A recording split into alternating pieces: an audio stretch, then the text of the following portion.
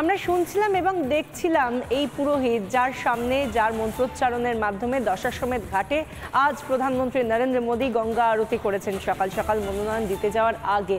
এই যে তাঁর যে ছবিটা, তার মধ্যে যে উৎসাহ উদ্দীপনা, কারণ তিনি প্রধানমন্ত্রী নরেন্দ্র মোদী, যিনি বারাণসী থেকে বিজেপির প্রার্থী হিসেবে মনোনয়ন পেশ করেছেন আজ, তাকে তিনি কাছ থেকে দেখেছেন, তার পুজোয় তিনি অংশগ্রহণ করার সুযোগ পেয়েছেন।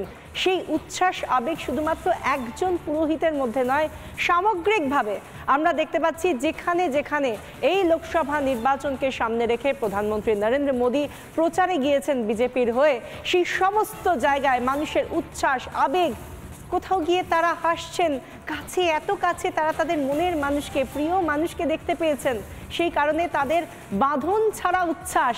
আর কোথাও আবার মহিলাদের চোখে জল, হাতে মোদির প্ল্যাকার্ড, মোদির ছবি, কোথাও পদ্মফুল নিয়ে তারা দাঁড়িয়ে থাকছেন আর তাদের চোখে জল, তারা জানেনও না কখন তাদের চোখ থেকে অশ্রুধারা নেমে আসছে।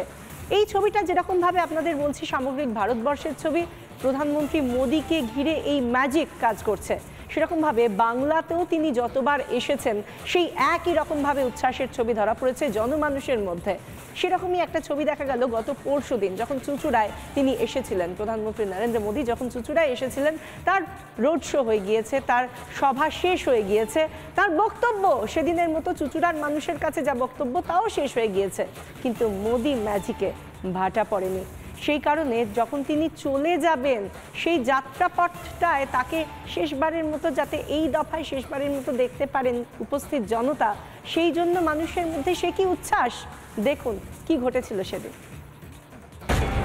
এই মুহূর্তে আমরা সেই হেলিপ্যাড গ্রাউন্ডের পাশে দাঁড়িয়ে আমি ওয়াসিমকে দেখাতে বলবো প্রধানমন্ত্রী নরেন্দ্র মোদী যে হেলিকপ্টারে উঠবেন তার সামনে সার দিয়ে দাঁড়িয়ে রয়েছেন বিজেপি কর্মী সমর্থকরা, বিজেপির নেতারা বলা ভালো, তারা দাঁড়িয়ে রয়েছেন নরেন্দ্র মোদীকে আপাতত চুঁচুড়া থেকে বিদায় জানানোর জন্য। সবাই গেরুয়া উত্তরীয় গলায় দিয়ে তারা হেলিকপ্টারের সামনে দাঁড়িয়ে রয়েছেন দেখতে পাচ্ছেন, এবং মাঠের ওপাশ থেকে নরেন্দ্র মোদীর কনভয় ঢুকছে হেলিপ্যাডে। আর ঠিক উল্টো দিকটা একবার ওয়াসিমকে দেখাতে বলবো, এই হেলিপ্যাড গ্রাউন্ডের এই ব্যারিকেড ঘিরে কি পরিমাণ লোকজন দাঁড়িয়ে রয়েছেন। যতটা ভিড় মাঠে ছিল ততটাই ভিড় হেলিপ্যাড গ্রাউন্ডের এই ব্যারিকেড জুড়ে। একবার দেখে নি।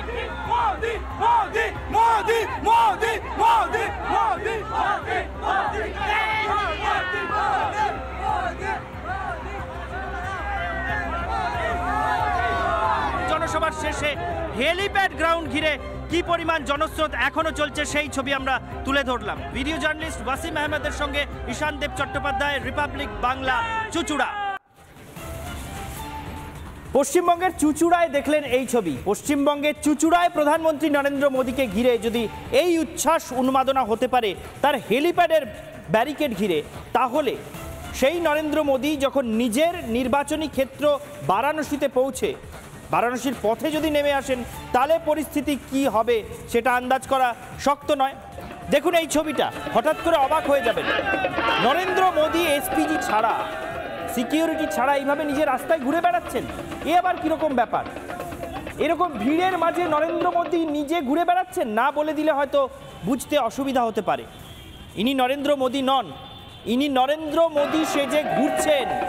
নরেন্দ্র মোদীর মতো গোঁফ দাড়ি এবং ওই বেশভূষা নিয়ে ইনি ঘুরছেন। এটা নরেন্দ্র মোদী বারাণসীতে পৌঁছানোর পরে। আসলে প্রধানমন্ত্রী নরেন্দ্র মোদী বারাণসীতে যতবার পৌঁছন, বিশেষ করে এই নির্বাচনের সময়, আরও একবার নরেন্দ্র মোদীকে বারাণসী থেকে জয়ী করে সংসদে পাঠানোর জন্য এমন আবেগ বোধ হয় সেখানকার মানুষের জন্য খেলা করে, মানুষের মধ্যে খেলা করে, যে এরকম অপ্রত্যাশিত ছবি তৈরি হয়। নরেন্দ্র মোদীর বেশে মোদী ভক্তরা রাস্তায় নেমে আসেন, তাদের মুখ থেকেই মোদী মোদী স্লোগান ওঠে। আরও একটা ছবি দেখুন, স্বয়ং পবনপুত্র হনুমান প্রকট হলেন। স্বয়ং পবনপুত্র হনুমান প্রকট হলেন বারাণসীর রাস্তায়। বারাণসীতে এমনি হনুমান প্রকট হয়েছিলেন বলে কথিত রয়েছে। সংকটমোচন মন্দির যেখানে বসে তুলসীদাস রামায়ণ রচনা করছিলেন, সেখানে হনুমান প্রকট হয়ে দেখা দিয়েছিলেন তুলসীদাসকে, এমনটা কথিত আছে। এখন মোদির রোড শোকে ঘিরে, মোদির কর্মসূচিকে ঘিরেই নির্বাচনের মরশুমে আবার হনুমান সেজে ভক্তরা প্রকট হচ্ছেন রাস্তায়, এবং তাকে ঘিরেও, তাদের ঘিরেও উল্লাস, উৎসাহ, উদ্দীপনার ছবি। কি বলছেন মোদির ভক্তরা কি বলছেন মোদির অনুরাগীরা, যারা আকুল হয়ে যাচ্ছেন নরেন্দ্র মোদীকে ঘিরে তাকে দেখে, তারা কি বলছেন, কেন এই উৎসাহ, উন্মাদনা, উদ্দীপনা, শুনবো তাদের মুখেই। पूरे देश में 2014 से पहले से हम मोदी जी की भक्ति करते हैं, मोदी जी के द्वारा जारी जन कल्याणकारी योजनाओं का प्रचार प्रसार करते हैं। और ये डमरू जब से मोदी जी देश के प्रधानमंत्री बने, विश्व पटल पर उन्होंने भारत का नाम बढ़ाया है। तीसरी बार वो देश के प्रधानमंत्री बनने जा रहे हैं, इसीलिए हम गली गली में घर घर मोदी, हर घर मोदी, मोदी मोदी मोदी मोदी मोदी।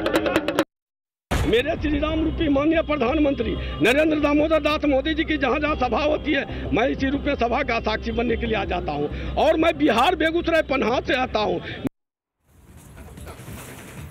বারাণসীতে মোদি ম্যাজিক, সেই ছবি তো আমরা দেখতে পাচ্ছি। আমরা গতকাল থেকে আজ পর্যন্ত টুকরো টুকরো বিভিন্ন ছবি আপনাদের সামনে তুলে ধরছি, কিন্তু তার মধ্যে বাংলার মানুষ তারা কি বলছেন? এই বারাণসী কেন্দ্রে মোদি দাঁড়িয়েছেন, এটা তো অনেকেই জানেন, বলতে গেলে সবাই জানেন, কিন্তু তার প্রতিপক্ষ অজয় রায়কে কেউ চেনেন? কতজন জানেন?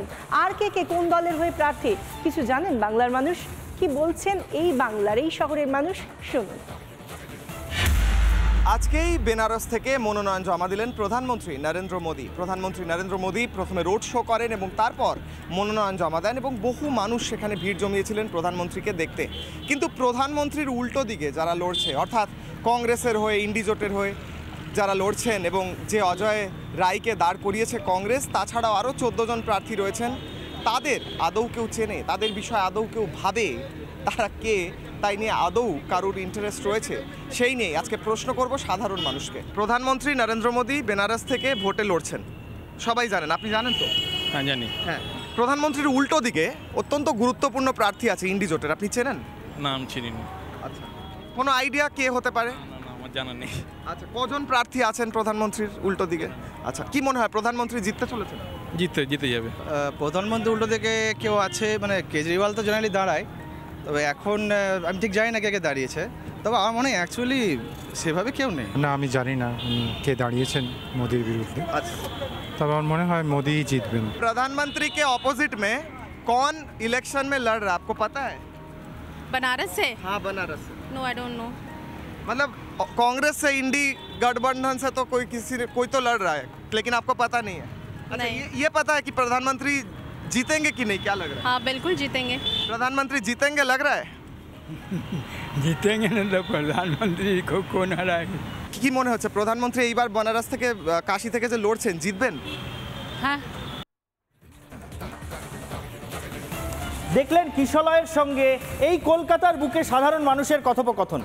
প্রধানমন্ত্রী নরেন্দ্র মোদী আরও একবার বেনারস থেকে প্রার্থী হয়েছেন, সবাই জানেন, কিন্তু প্রধানমন্ত্রীর বিপক্ষে কে প্রার্থী সেটা জানেনই না, নামটুকু পর্যন্ত জানেন না, এবং সকলে নিশ্চিত যে প্রধানমন্ত্রী জিতবেন, কে আর হারাবেন তাকে।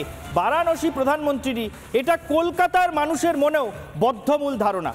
কেন এই বদ্ধমূল ধারণা? তার কারণটা আসলে গত দুটো ভোটের ফলাফল, সেদিকে একটু চোখ রাখলেই বোঝা যায়। আগেই বলছিলাম 2014 সালে প্রথমবার নরেন্দ্র মোদী বেনারস থেকে প্রার্থী হন। 2014 সালে প্রার্থী হওয়ার পর কি ফলাফল হয়েছিল? তার বিরুদ্ধে হেভিওয়েট ক্যান্ডিডেট আম আদমি পার্টির সুপ্রিমো অরবিন্দ কেজরিওয়াল। ফলাফল কি হয়েছিল? নরেন্দ্র মোদীর প্রাপ্ত ভোট 56.37%, আর অরবিন্দ কেজরিওয়ালের প্রাপ্ত ভোট ছিল 20.30%। এই ছিল নরেন্দ্র মোদী এবং অরবিন্দ কেজরিওয়ালের টক্করের ফল বারাণসীতে 2014 সালে, যেবার প্রথমবার নরেন্দ্র মোদী বারাণসী থেকে লড়েন। দ্বিতীয়বার 2019 সাল আবার প্রধানমন্ত্রী নরেন্দ্র মোদী বারাণসীতে প্রার্থী। এবার আর অরবিন্দ কেজরিওয়াল এসে তার বিরুদ্ধে ভোটে লড়ার সাহস দেখাননি। কংগ্রেসের অজয় রায় ছিলেন প্রধানমন্ত্রীর প্রধান প্রতিপক্ষ।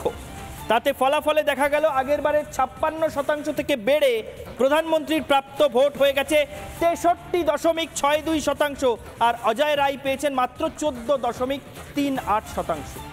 ফলে এবার তৃতীয়বার আবার যখন প্রধানমন্ত্রী বারাণসী থেকে ভোটে দাঁড়িয়েছেন, তৃতীয়বারের জন্য বারাণসীর মানুষের আশীর্বাদ নিয়ে সংসদে ফেরার জন্য, তখনও প্রধানমন্ত্রীর বিরুদ্ধে আবার সেই কংগ্রেসের অজয় রায়ই প্রার্থী। কিন্তু দেশের মানুষ, অন্য শহরের মানুষ, অন্য রাজ্যের মানুষ খোঁজই রাখছেন না যে প্রধানমন্ত্রীর বিরুদ্ধে প্রার্থীটাকে, কারণ ওই প্রার্থীর খোঁজ রাখার কোনো প্রয়োজন রয়েছে বলে সাধারণ মানুষ বোধহয় মনে করছেন না। একদমই তাই। তুমি যে কথাটা বলছিলে যে এতবার এত মানুষের ভরসা যখন মোদির ওপর রয়েছে, তার কারণ তো একটাই, কারণ তিনি কাজ করেছেন। ভোটে একটাই সায়েন্স চলে, কোনো রকেট সায়েন্স নয়। যিনি কাজ করবেন, উন্নয়ন এনে দেবেন, তাকেই ভোট দেওয়া হয়। একেবারেই তাই। এবং এই পরিস্থিতিতে প্রধানমন্ত্রী নরেন্দ্র মোদীকে ঘিরে যে উন্মাদনা বারাণসীতে দেখা যাচ্ছে বা দেশের অন্যান্য শহরে, সেই পরিস্থিতিতে কি বলছেন রাজনৈতিক বিশ্লেষক নির্মাল্য মুখোপাধ্যায়, আমরা সেটাও শুনেছিলাম। তবে এই মুহূর্তে বিশাখা, যে বিষয়টা সবচেয়ে বড় করে সামনে আসছে, যে প্রধানমন্ত্রীকে ঘিরে বারাণসীতে যে উন্মাদনা, শুধু বারাণসীতে সীমাবদ্ধ নয়, অন্যত্রও একইভাবে দেখা যাচ্ছে সেই উন্মাদনা। বাংলার প্রাইম টাইম আজকের মতো শেষ করছি এখানেই। দেখতে থাকুন রিপাবলিক বাংলা।